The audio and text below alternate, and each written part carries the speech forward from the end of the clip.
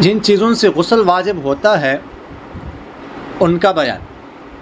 مسئلہ نمبر 1، سوتے یا جاگتے میں جب جوانی کے جوش کے ساتھ منی نکل آوے تو غسل واجب ہو جاتا ہے، چاہے مرد کے ہاتھ لگانے سے نکلے یا فقط خیال اور دھیان کرنے سے نکلے یا کسی اور طرح نکلے، ہر حال میں غسل واجب ہے۔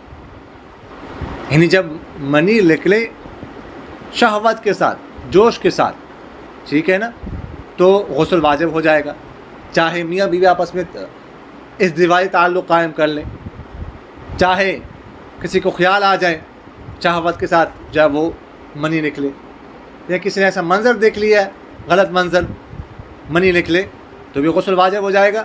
البتہ ایسا غلط منظر دیکھنا جو ہے وہ جائز نہیں ہے، گناہ ہے، تو اس صورت میں غسل واجب ہے۔ مسئلہ نمبر 2، اگر آنکھ کھلی اور کپڑے یا بدن پر منی لگی ہوئی دیکھی تو بھی غسل کرنا واجب ہے، چاہے سوتے میں کوئی خواب دیکھا ہو یا نہ دیکھا ہو۔ تنبیہ: جوانی کے جوش کی وقت اول جو پانی نکلتا ہے اس کے نکلنے سے جوش زیادہ ہو جاتا ہے، کم نہیں ہوتا، اس کو مزی کہتے ہیں، اور خوب مزہ آ کر جب جی بھر جاتا ہے اس وقت جو نکلتا ہے اس کو منی کہتے ہیں۔ اور پہچان ان دونوں کی یہی ہے کہ منی نکلنے کے بعد جی بھر جاتا ہے اور جوش ٹھنڈا پڑ جاتا ہے، اور مزید نکلنے سے جوش کم نہیں ہوتا بلکہ زیادہ ہو جاتا ہے، اور مزید پتلی ہوتی ہے اور منی گاڑھی ہوتی ہے۔ تو فقط مزید نکلنے سے غسل واجب نہیں ہوتا، البتہ وضو ٹوٹ جاتا ہے۔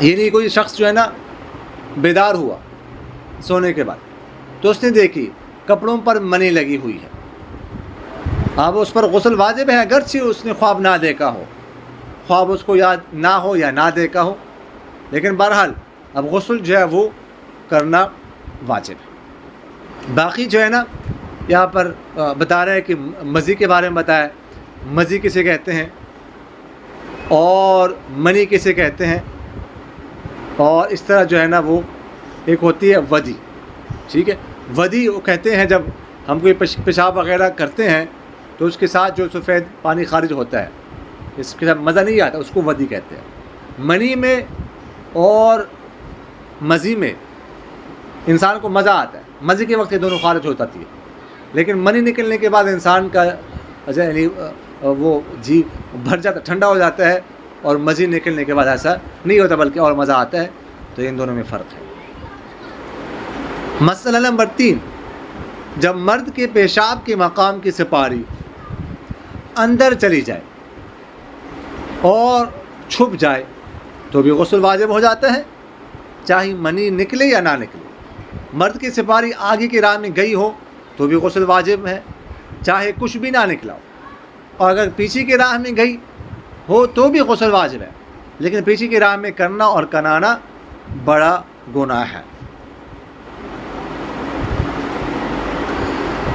فرماتے ہیں کہ اگر جو مرد کے پیشاب کے مقام کی سپاری، یعنی مرد کی پیشاب گاہ کا سر جہاں تک ختنہ ہوتا ہے، وہ اگر جو ہے نا عورت کے شرمگاہ میں داخل ہو جائے، اتنا حصہ جو ہے وہ داخل ہو جائے، تو داخل ہونے کی وجہ سے ہی، وہ داخل ہوتی ہی غسل واجب ہو جائے گا۔ اب اگر بعد میں وہ انزال ہوتا ہے یا نہیں ہوتا، یعنی انسان فارغ ہوتا ہی نہیں ہوتا، مثلا فارغ ہوئی بغیر جو ہے نا وہ نکالتا ہے، تو بھی جو ہے وہ غسل واجب ہوگا۔ اس کو 1 سال کہا جاتا ہے نا، کہ فارغ نہیں ہوا ویسے جو ہے نا وہ نکال دیا، یا یہ ہے کہ اندر نہیں فارغ ہو، باہر فارغ ہوا، اس سے عذر کہا جاتا ہے، تو بھی جو ہے نا وہ غسل واجب ہو جائے گا۔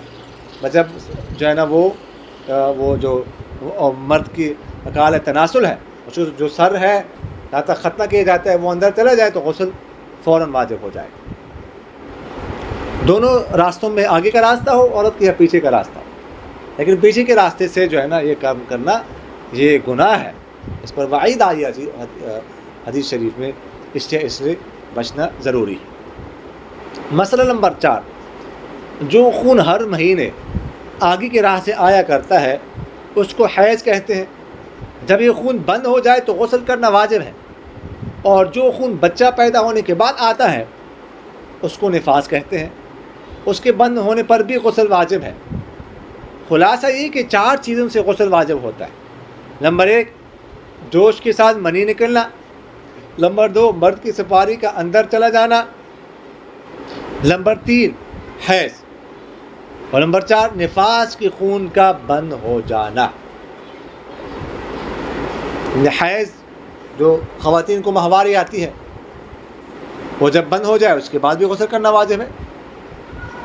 اسی طرح نفاس ڈیلیوری کے بعد جو خون آتا ہے وہ جب بند ہو جائے اس کے بعد بھی غسل کرنا واجب ہے، اور جوش کے ساتھ منی نکلے تب بھی غسل کرنا واجب ہے، اور مرد کا اعلیٰ تناسل کا جو سر ہے اگر وہ اندر چلا جائے تو بھی غسل کرنا واجب ہو جاتا ہے۔ مسئلہ نمبر 5 چھوٹی لڑکی سے اگر کسی مرد نے صحبت کی جو ابھی جوان نہیں ہوئی تو اس پر غسل واجب ہے، لیکن عادت ڈالنے کے لیے اس پر غسل واجب نہیں ہے، لیکن عادت ڈالنے کے لیے اس سے غسل کرانا چاہیے۔ یعنی چھوٹی بچی ہے جو ابھی جوان نہیں ہوئی، کسی کی بیوی ہے نا، کسی نے کسی لڑکی سے کرنے سے نکاح کر لیا، شادی کر لی ہے، لیکن ابھی جوان نہیں ہوئی، وہ اس نے صحبت کر لی، ٹھیک ہے نا، تو جو جوان نہیں اس پر غسل واجب نہیں ہے، ٹھیک ہے، لیکن عادت ڈالنے کے لیے اسے غسل کرانا چاہیے۔ ایسا نہ ہو کہ کل کو جوان ہو جائے پھر بھی بس یہ عادت پڑ گئی ہو غسل نہ کرنے کی، جوان ہونے کے بعد بھی غسل نہ کرے، تو اس لیے عادت ڈالنے کے لیے اسے غسل کرانا چاہیے۔ مسئلہ نمبر 6 سوتے میں مرد کے پاس رہنے اور صحبت کرنے کا خواب دیکھا اور مزہ بھی آیا، لیکن آنکھ کھلی تو دیکھا کہ منی نہیں نکلی ہے تو اس پر غسل واجب نہیں ہے۔ البتہ اگر منی نکل آئی ہو تو غسل واجب ہے، اور کپڑے یا بدن پر کچھ بھیگا بھیگا معلوم ہو لیکن یہ خیال ہوا کہ یہ مزی ہے منی نہیں ہے تب بھی غسل کرنا واجب ہے۔ کسی نے خواب دیکھا، مرد ہو عورت، خواب مزہ بھی آیا، لیکن جب آنکھ کھلی تو دیکھا کہ کپڑوں کا کچھ نہیں، ٹھیک ہے، اور کوئی دھبا نشان وغیرہ نہیں ہے، ٹھیک ہے نا، تو غسل واجب نہیں۔ البتہ اگر منی نکل آئے تو پھر غسل واجب ہے، یا کپڑے پر کچھ دھبے ہیں، نشان ہے، اور ذہن میں یہ ہے کہ یہ مزی ہے منی نہیں ہے تب بھی غسل کرنا واجب ہے۔ اگرچہ یہ سمجھ رہا ہے کہ منی نہیں ہے مزی ہے، لیکن پھر بھی غسل کرنا جو ہے وہ واجب ہوگا۔ مسئلہ نمبر 7 اگر تھوڑی سی منی نکلی اور غسل کر لیا، پھر نہانے کے بعد اور منی نکل آئی تو پھر نہانا واجب ہے، اور اگر نہانے کے بعد شوہر کی منی نکلی جو عورت کے اندر تھی تو غسل درست ہو گیا، پھر نہانا واجب نہیں ہے۔ یعنی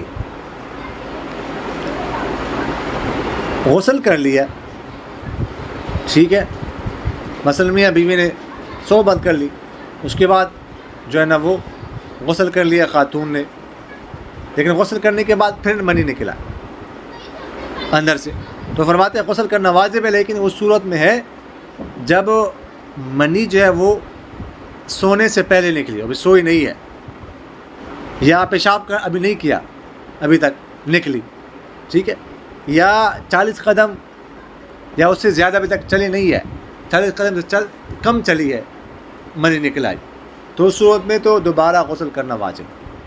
اور اگر سون گئی اس کے بعد نکلا، یا پیشاب کر لیا اس کے بعد منی نکل آئی، یا 40 قدم سے زیادہ یا 40 قدم سے زیادہ چلا اس کے بعد نکل آئی تو اس صورت میں غسل واجب نہیں ہو۔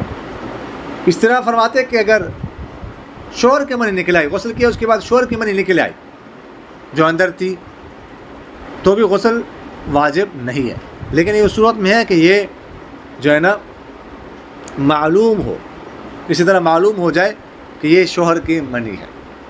اگر یہ کنفرم نہ ہو کہ شوہر کی منی ہے، کیونکہ رنگت میں فرق ہوتا ہے، اگر کنفرم نہ ہو تو پھر پیچھے جو ابھی جو حکم ذکر کیا وہ حکم جو ہے وہ لاگو ہوگا اس تفصیل کے مطابق۔ مسئلہ نمبر 8 بیماری کی وجہ سے یا کسی اور وجہ سے آپ منی نکل آئی مگر جوش اور خواہش بالکل بھی نہیں تھی تو غسل واجب نہیں، البتہ وضو ٹوٹ جائے گا. یعنی منی نکلنے کی وجہ سے جو غسل کا حکم ہے وہ اس صورت میں ہے کہ جب وہ منی نکلے جوش کے ساتھ، خواہش کے ساتھ، شہوت کے ساتھ. اگر ویسی منی نکلتی ہے، بعض لوگوں کو بیماری ہوتی ہے، بڑی عمر کی وجہ سے بعض لوگوں کو بیماری ہو جاتی ہے کہ پیشاب کے ساتھ ہی منی نکلتی ہے، ٹھیک ہے، لیکن شہوت نہیں آتی.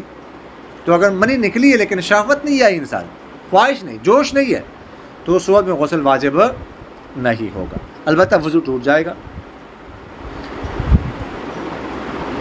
مسئلہ نمبر 9. میاں بیوی دونوں ایک پلنگ پر سو رہے تھے.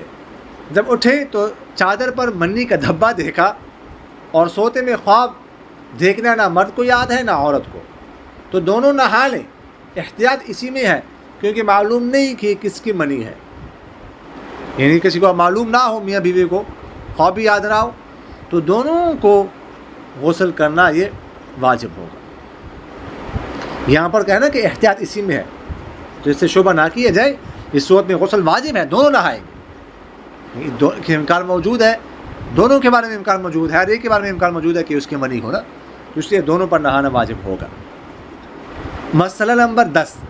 جب کوئی کافر مسلمان ہو جائے تو اس کو غسل کرنے کا مستحب ہے. اسلام لانے کے بعد غسل کرنا مستحب ہے. مسئلہ نمبر 11. جب کوئی مردے کو نہلاوے تو نہلانے کے بعد غسل کر لینا مستحب ہے. مردے کو غسل کرنے کے بعد بھی غسل کرنا چاہیے، مستحب ہے، لیکن ضروری نہیں ہے. بعض حضرات اس کو ضروری سمجھتے ہیں، ضروری نہیں ہے، نہا لیے تو بہتر ہے، نہ نہائے تو بھی کوئی حرج نہیں ہے. مسئلہ نمبر 12.